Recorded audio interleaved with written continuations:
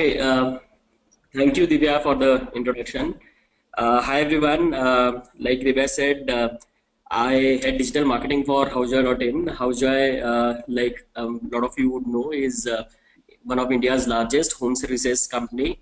Uh, as a part of HouseJoy, my responsibility is to obviously drive customer acquisition and retention. There are different channels that we use for acquisition as well as retention. What I'm going to talk about here is why marketing automation is important and how WebEngage is helping us drive some of our key objectives.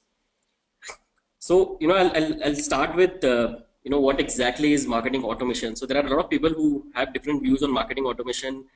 Some say that marketing automation is only a tactic. Some say it's a software.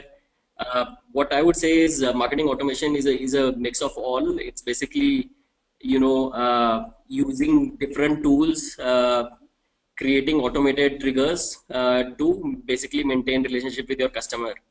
The focus should obviously on automating key tasks rather than spending time on executing individual items. So a lot of marketers spend a lot of time on executing smaller aspects of marketing communication. But what marketing automation tools like WebEngage allow us to do is to automate end-to-end customer flows and allow us marketers like us to focus on the key areas of a business. So I'll start with the classic e-commerce marketing funnel that I'm sure everyone is aware of. So at a macro level, it involves acquiring customers through various channels like Google, Facebook, email, affiliates, or different medium. Then it comes to converting the users on your website or your app, and then obviously driving repeat behavior through these acquired users. But there is a micro funnel below this macro funnel, which a lot of people do not look at. So it starts with attracting your customers, capturing leads on your website, nurturing these prospects, and converting them into paid customers. Then obviously it's important to communicate with these paid customers to try and upsell these customers, and eventually become a referral or eventually drive referral to your brand. So this is, I would say, a key element of marketing funnel, which where marketing automation is critical. Most of efforts for all digital marketers go into optimizing this funnel from end to end. But the point here is, if you actually look at individual channels like email, SMS, or push notification to engage with your users at these different stages of the funnel, then it might become difficult to optimize it to the maximum level. What WebEngage or marketing automation tools allow us to do is to set up automated interventions at various steps of this funnel to ensure that the customers that we're acquiring actually convert into paying customers and eventually become champions of the brand that you are driving. So I'll focus on 4 key areas for marketing automation. Any marketing automation tool should focus on these primarily 4 areas: customer acquisition, nurturing the prospects, retaining these customers to drive repeat and upsell, and obviously to keep your users engaged. These are the 4 key areas that I'll talk about, and how WebEngage has helped us drive these 4 key areas. Hey Abhishek, before we move on to all these sections, we should be asking what are the marketing challenges that our people face. So, people in the webinar, I request you to take action on the poll that I'm launching next. So, you can see the poll right now. What are the top 3 marketing challenges that you are facing in your industry? You can select one or more of the following options. Okay, so interesting responses coming in. From what I see, primarily people are saying that online lead generation and multi-channel engagement are the 2 key challenges that people focus. And I'll talk about how these 2 key areas can be addressed by using marketing automation tool like WebEngage. Yeah, so we can see the results. Everyone can see the results right now. And certainly, multi channel engagement is a pain point for most of the people in the webinar. So, Perfect. Sounds. you can go ahead with the webinar. So let's look at customer acquisition. So there are various ways of acquiring customers. Obviously, there are paid channels, earned and owned channels, which every brand will have. You drive traffic to your website or your app through these multiple channels. But what happens once you drive this traffic? How do you convert these visits into a user? So what Hauja has done right now with WebEngage is that we are using various online interventions to convert this paid traffic into paying customers. I'll give examples of how do we have done this specific thing. The second step, second a key area that we are focused on is to reducing dropouts and bringing back these dropped users again through various online interventions, and then upselling on the fly when a user is on your website.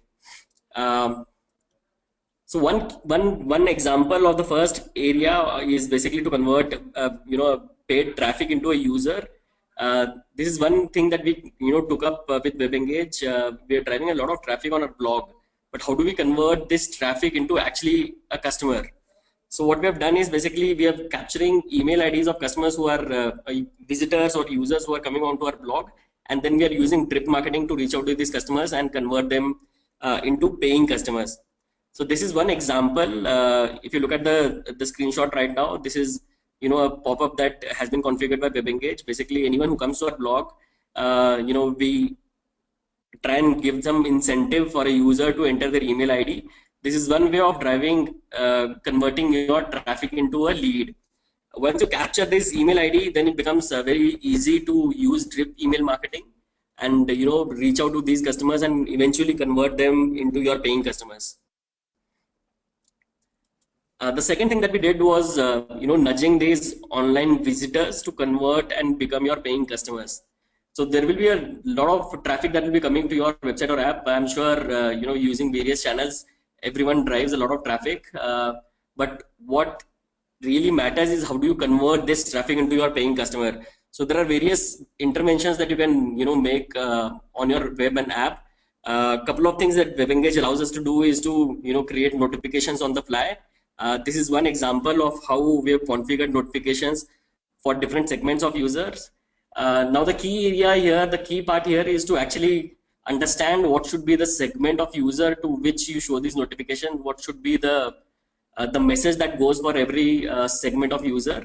But the bottom line here is WebEngage allows you to create these notifications on the fly for different set of users and segments. So this is one way of converting your traffic into paid customer. The third way we use WebEngage to drive acquisition is to reduce the dropouts. So like I was saying, every e-commerce or every online portal will have this problem of a lot of people dropping out from the website because of various issues, because of price, product, or experience issues. What WebEngage allows you to do is to use online interventions like browser close notifications or cart abandonment, email, and SMS. So see, again here I'm talking about 3 channels. There is a website notification that we are using. There is an email and SMS that we are using. So there are 3 interventions or 3 ways we are reaching out to user to bring them back to the website or the app. This is one example again where when a user tries to close the browser, we try and show a notification and try and retain that customer or that user to complete the transaction. So these are 3 key ways in which we use WebEngage to drive customer acquisition. This is again a very small part of the entire set of capability that WebEngage has. There are multiple things that you can do around these online interventions, but the idea here is to show 2 or 3 examples how you can actually convert your traffic into paying customers. So what are the results that we have seen through this? We have seen 2x increase in engagement through our blogs. What I mean by this is we have seen a lot of people entering email IDs.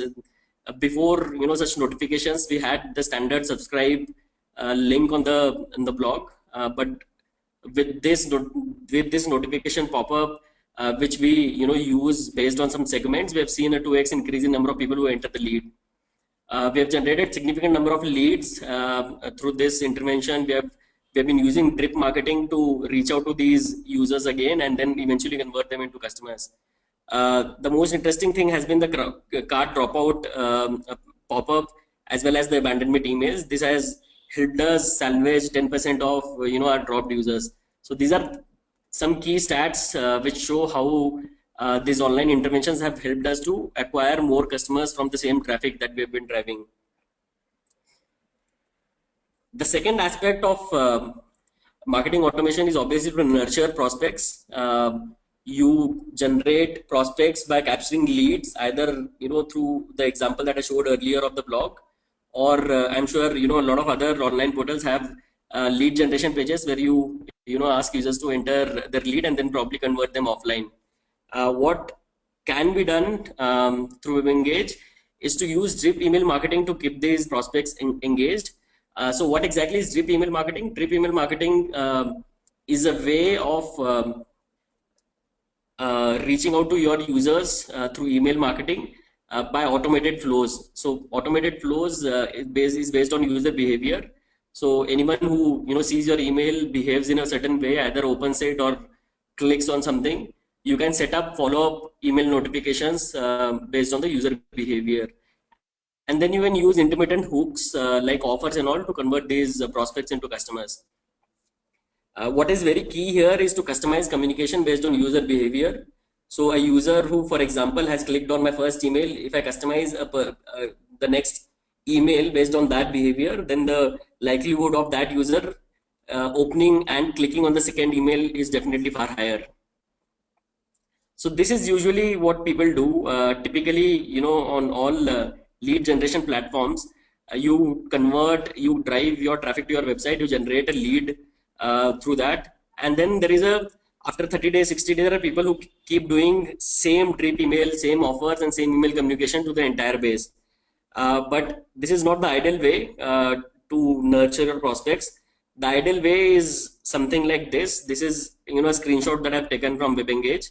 Basically, you capture lead, you wait for X number of days, you send an email, then based on the behavior, you trigger the next communication. Either if there is a bounce, then you wait for some more days, you send a text notification, or if a user opens the email, then you send a follow-up email notification with the offer. So these are some ways where drip email marketing can be used to nurture your prospects and then eventually convert them into customers. What have we seen from this? We have seen significant transactions coming from these prospects that we generate through through blogs and other lead generation forms. We have seen 20% increase in open rates on drip email campaigns that were personalized. So like I was saying, a lot of people actually do generic emails on all the leads that they capture. But if you personalize your email communication, subsequent email communication based on the user behavior, then that will definitely impact your open rate for subsequent drip emails. The third key aspect of marketing automation is retaining your customers. Once you have acquired a customer, once you have converted your prospects into paying customers, it becomes critical to retain these users. Marketing automation again plays a very, very critical part here because retention typically involves a lot of follow-up communication to users who have bought something on your website. So what is Housejoy doing here? We have personalized repeat flows across channels based on user behavior. We have reminder communications based on product frequency and repeat cycle. And all these flows are automated using WebEngage. Now, these flows have multiple channels, multiple touch points. So we use email, SMS, push notifications, browser notifications. These are some of the channels that we use to automate, these repeat flows. So all repeat flows are automated based on the user behavior and the product that purchased earlier. So again, looking at a typical repeat flow, what again a mistake that a lot of marketers do is that when they acquire a customer, they keep sending the same offer, the same repeat communication to all the users periodically after X number of days. But what ideally should happen, again, example from a WebEngage journey builder. Once a user has made a purchase, you wait for X number of days, you send a repeat communication, and then based on again the product cycle and the user behavior, you send the next notification. So these notifications are again different channels. So the screenshot here says email, but you can actually configure email, SMS, push notification, or web notifications through the journey builder. So what are the results that we have seen from this? We have seen increase in repeat traffic. The transactions from repeat have gone up by 20% because of these customized and personalized repeat flows. We have seen 25% increase in email communications that go out with these personalized repeat offers. So this is compared to the generic repeat emails that we are doing earlier. Earlier we are doing blanket, repeat emails to all our customers. Now with the Journey Builder, because I can personalize repeat communication for every segment of user, for every type of user who had looked at a particular product, we have seen a significant increase in the CTRs that come from these email communications. So how can other businesses use repeat marketing automation repeat? I think the most important part is to understand the optimum frequency of purchase for different products and services, and then create personalized communication flow for each of these products and services. So if you are into a business where you have multiple line of products, if you have more than 2-3 products, then every product will have a different repeat cycle. It's important to understand what is the frequency of purchase of that product. Create automated triggers to remind customers when the next service or next product is due. Create multiple flows, like I was saying. It's important to create different flows based on the segment. You cannot have the same repeat flow for different type of users. The same example can be taken for a travel industry.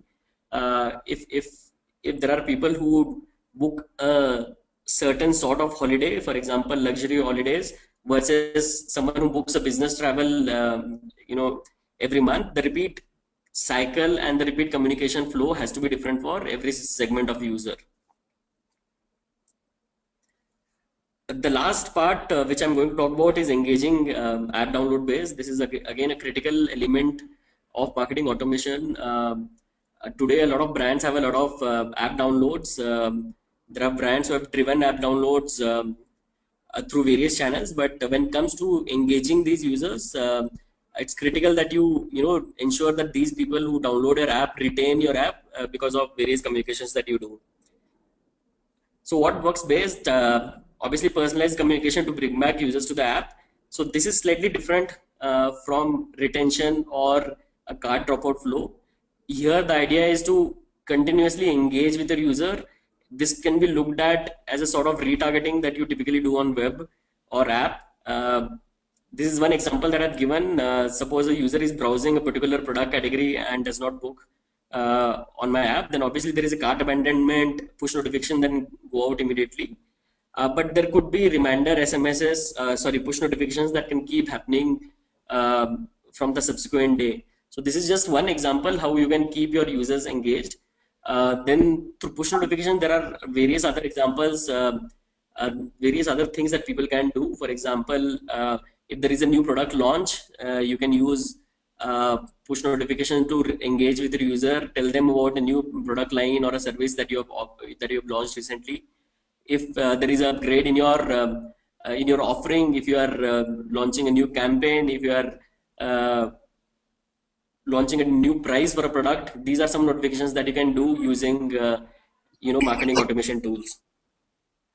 Yeah, Abhishek, before we move on to the results, let's know how many of our users are planning to launch an app or already have an app with them. So I'm launching a poll for everyone.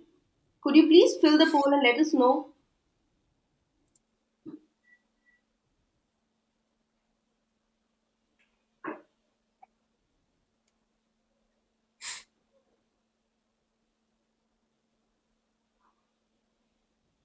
I'm closing the poll now and sharing the results with you. So 37% in the webinar are already having an app. What do you think about this, Abhishek? Right. So I think for any e-commerce or online business, app is the way to go. All the businesses are moving towards app. So engaging app users becomes that more critical. Just driving app downloads is not going to give you transactions. There are people who download apps but don't interact with the app, don't even open the app. So these automated notifications and communications can help you retain or bring back your users and keep them active on the app. This is something which has helped us significantly. If I have to show a couple of numbers, our MAU, which is monthly active users, have increased by 20% because of this constant interaction that we are having with our users. So these interactions are not only selling interactions; these are interactions on, like I was saying, different announcements that we make, and we have seen significant increase in MAUs with these personalized notifications that we have been doing on the app. We have seen 25% increase in the conversion rate, overall conversion rates, bookings by sessions. Because of these reminders, people come back, the users come back to your app, and even if they don't have immediate requirement or immediate need to buy our product, if you keep them engaged with these interactions, they will eventually end up buying your product. So we've seen a significant increase in overall conversion rate through these interactions as well. So these are a couple of key takeaways from app engagement. To sum it up, I would say that there is a lot more to marketing automation than just the tool. The tool is obviously one of the key enablers. It's critical to have a tool which allows you to automate flows across channels. But what is more important is to understand your user behavior and create personalized flows based on your user behavior.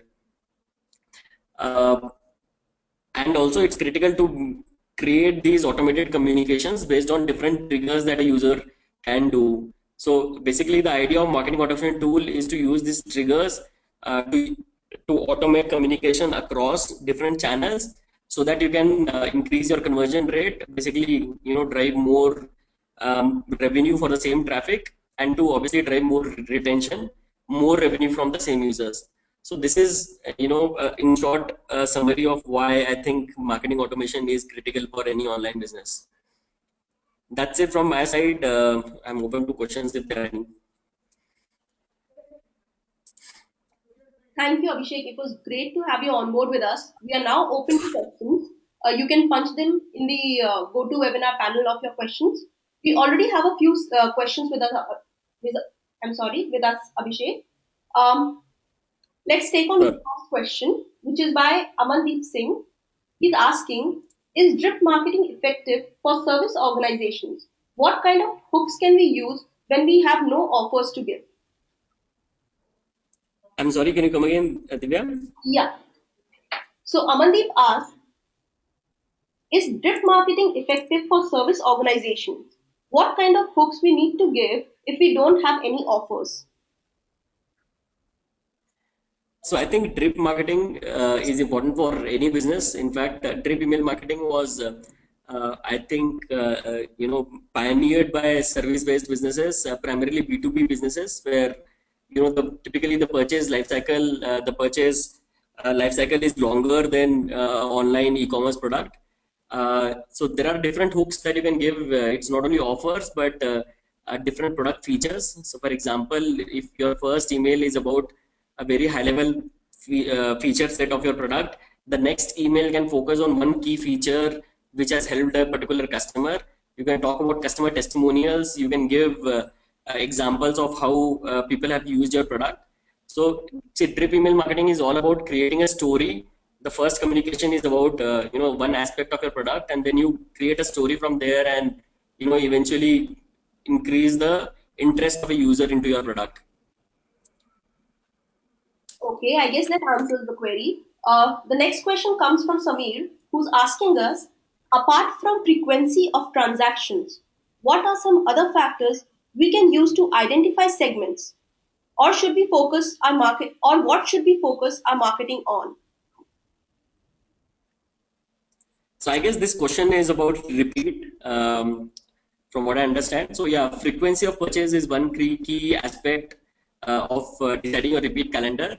But there are different ways of segmenting users as well. So the travel example I was giving was based on the type of product a user has purchased on your website. So someone who has purchased, in case of travel, a leisure holiday versus a business holiday. So frequency is one, type of product is second. The source of acquisition is another key aspect that you can consider into your repeat funnel. For example, a customer who has come to you through an app versus a customer who has come through you through a Facebook channel. you can create different communication funnels, repeat funnels for these users. So there are various things. I think it's up to individual businesses to understand what are the key parameters that you want to use to create different segments. The idea is to, as long as you think you can create a personalized communication for a particular segment, you can create as many segments as you want. Okay, there comes our next question. Do you have any growth hacks for content websites? So I think the first example that I gave is very important for content websites. It was about generating leads through your content. So I was giving example of our blog, which is primarily a content platform. So I think for any content website, obviously it's important to create leads through all the traffic that you're generating. That's not exactly a hack, but that's one way of converting your visits into paying customers. There are no immediate hacks for a content websites from a marketing automation point of view, but I think the idea is to ensure that all your traffic eventually converts into a lead, and then you use the marketing to bring them back and convert them into paying customers. Okay, next we have Pranay with us. He's asking how to market products which have a long purchase cycle. For example, furniture, ethnic wear dresses.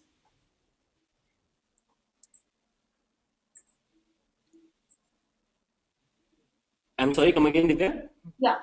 So Pranay is asking us how to market products which have a long purchase cycle, like furniture or ethnic wear. Okay, so ethnic wear, I'm not sure if it has a long purchase cycle, but so I was giving example of B2B businesses. B2B businesses typically have a very long purchase cycle because the transaction size there is high. So for such businesses, I think drip marketing works very well. I'm sure a lot of you would have noticed other examples as well. I think life insurance is one example where some of the large companies have used drip email marketing. So the idea is to keep your user updated because there is a longer gestation period. The purchase cycle is higher. The decision might not be immediate, but you should keep your users informed about different aspects of your product, how your product can benefit the user in their business. If you keep sending these reminder communications, that will eventually build into the user converting into a customer. Okay, we'll take one last question, which comes from Somil Gupta, who's asking for user engagement, what is the best practice to do in email marketing? Means your email should be content based or should be a mix of image or with less content. And also, he's asking, should I keep sending cold emails to our customers who have not transacted in the past 6 months? Okay, so there are two parts to that question. One is what makes a good email. So content, I think, is the most critical part. But it's all about being different from what people are doing. If you have a great story to tell through images as well, that works. There are brands who have used only image-based emails. But if there is a story that comes out through images, then you can definitely do image emails. But typically, a standard practice is to have a good balance of images and content into the email. The content is the key part why a user will go through your email and click on it. But like I was saying, there are examples of brands who have done image-only emails using images which communicate a story either through GIF or through static images. The second part of the question, I'm sorry, I lost the thread there. What was the second part of the question? The second part of the question was, should I keep sending cold emails to the people who have not transacted in the last 6 months? Okay, so this is slightly tricky part. Obviously, you want your user base to stay as large as possible. Everyone would want to say, send emails to all the users that you have acquired over a period of time. But what is important is that if these users are not interested in your product at all, then it's not only a waste of money to send emails to these customers, but also you have a risk of getting marked as spam if a lot of people start thinking that your email is not relevant to them. So a good idea is to have a lifetime period after which you put these users into a churn database. These churns database, you can keep interacting with them once in a while. You need not interact with them as often as you do with your existing customers or your regular customers. You can interact with these churned users once in a while with probably a new launch or a significant campaign that you're running. So the idea is to keep this database, use this very very carefully, and keep interacting with them at a lower frequency. Well, before we move any further, there is this one last poll that I would like you all to participate in, which will help us gain customer insights on what are the biggest hurdles that you have faced in implementing an automation tool. I've launched the poll for you.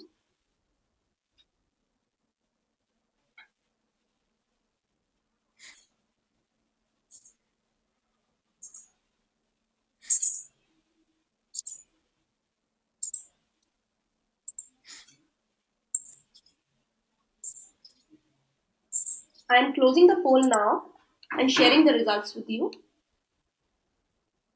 So, across 33% people here feel that product pricing is one of the biggest hurdles that they have faced while implementing an automation tool. Do you have any insight on this poll, Abhishek? Yes, I think obviously pricing plays a key role there, but I'm sure most of the automation tools work based on your number of users that everyone has on their traffic and platform. So if you have a smaller base, then obviously the pricing would be lower, and as you grow, as your number of users grow, the pricing goes from there. But what I would also say is that when it comes to pricing, one should not evaluate the pricing of these automation tools purely based on the number of activities that you do. You should evaluate the ROI basically based on the value that these tools can drive for you in terms of salvaging users, in terms of driving repeat traffic.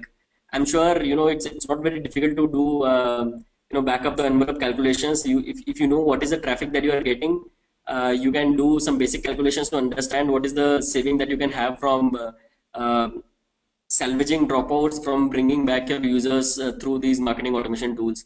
So I think pricing is critical, but the way we understand pricing, or the way we evaluate a product based on pricing should be based on the ROI that the product can drive. Well, that's all for today. It was a delight to have you with us, Abhishek, and this session was a very insightful session for all the people, I guess. Thank you, Abhishek, for being Thank here. And now thank you. we bring end to this webinar, but we are hoping you'll accompany us with all the webinars in the future. If you have any more queries, you can pin them down to divya.sharma@webengage.com. I have shared my email ID in the chat section. That's all for today. Have a great day ahead. See you soon. Thank you.